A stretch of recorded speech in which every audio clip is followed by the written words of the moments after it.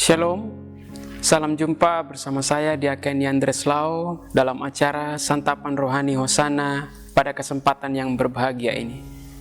Saat ini kita akan sama-sama belajar sedikit daripada firman Tuhan yang saya pilih dari Matius pasal 5 ayat yang ke-43 hingga 45. Namun sebelum kita belajar, mari kita minta pimpinan Roh Kudus dalam doa. Kita berdoa. Bapa yang Maha Kasih, terima kasih untuk kesempatan yang masih Tuhan izinkan bagi kami, baik hamba-Mu yang berada di tempat ini, maupun setiap kami yang menyaksikan acara ini.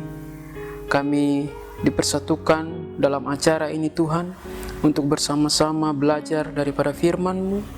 Biarlah Tuhan Yesus sebelum kami memulainya, Roh Kudus-Mu turun atas kami semua, baik hamba yang berbicara maupun semua yang menyaksikan. Biarlah kami diberkati oleh firman-Mu. Di dalam nama Tuhan Yesus Kristus, firman yang hidup, kami berdoa. Amin. Hari ini kita akan belajar dari Matius pasal 5 ayat 43 hingga 45 yang demikian bunyinya. Yesus dan hukum Taurat. Ayat yang ke-43, kamu telah mendengar firman, kasihilah sesamamu manusia dan bencilah musuhmu.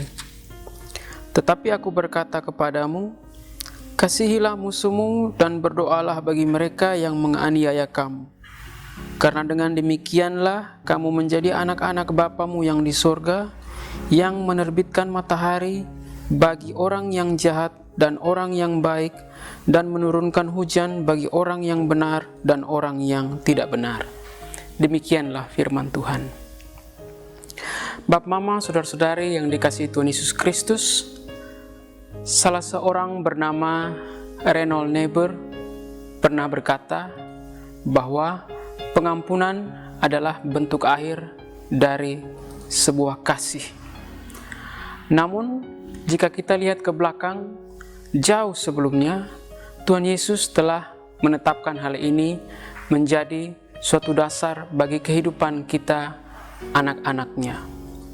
Dalam bacaan yang telah kita baca tadi, paling tidak ada 3 hal penting yang menjadi catatan yang saya temukan untuk kita belajar pada saat ini. Yang pertama, kita harus mengampuni musuh kita. Musuh adalah seseorang yang tidak pernah kita inginkan untuk ada dalam hidup kita. Sekalipun kita tidak menginginkannya, namun dalam keadaan tertentu, kita tetap saja masih memiliki musuh, sadar ataupun tidak.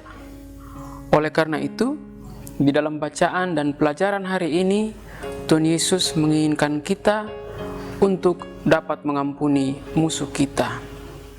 Dan mengampuni musuh adalah hal yang paling terberat.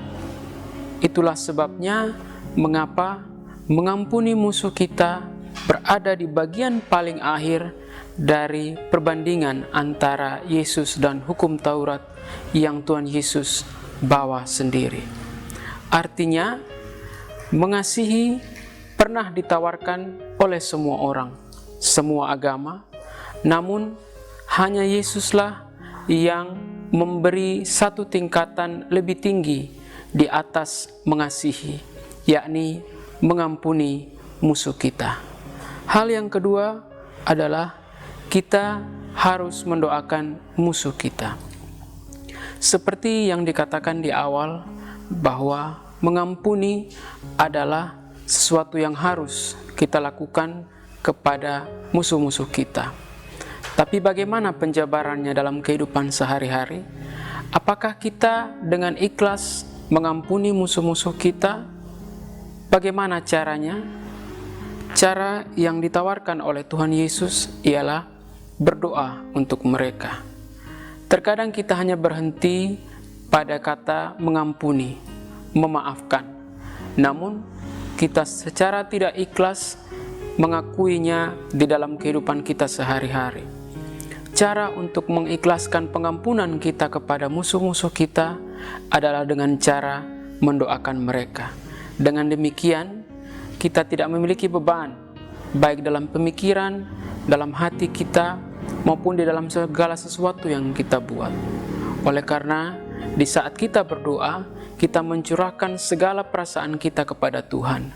Sekalipun kita belum dapat benar-benar mengampuni musuh kita dapat mencurahkannya kepada Tuhan, sembari meminta agar Ia memberikan kekuatan kepada kita untuk dapat benar-benar memberikan pengampunan bagi musuh kita.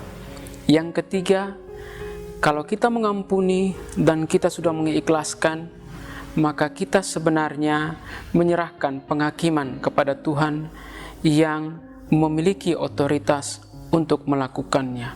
Sebab Ia tidak pernah membenci semua orang dan Ia tetap memberkati semua orang, baik yang jahat maupun yang baik. Oleh karena itu, dengan demikian, maka kasih kita kepada musuh kita menjadi sempurna dengan 3 hal tersebut. Tuhan Yesus memberkati kita semua. Amin. Mari kita amini firman Tuhan ini dengan doa. Kita berdoa. Terima kasih ya Allah untuk kehadiran-Mu di tengah-tengah kami melalui Roh-Mu yang kudus. Engkau mengingatkan kami supaya kami tidak jemu-jemunya mengampuni musuh kami. Kami mendoakan mereka dan kami menyerahkan penghakiman kepada-Mu. Biarlah apa yang kami dapat pada saat ini, boleh Tuhan Yesus kuatkan kami semua agar kami dapat melakukannya dalam kehidupan kami hari lepas hari. Di dalam nama Tuhan Yesus Kristus yang adalah sumber kasih, kami berdoa. Amin. Bapak, Mama, Saudara yang terkasih dalam Tuhan Yesus Kristus, demikianlah renungan singkat dalam acara Santapan Rohani Hosana saat ini. Kita akan jumpa lagi dalam kesempatan berikutnya. Tuhan Yesus memberkati kita semua. Shalom.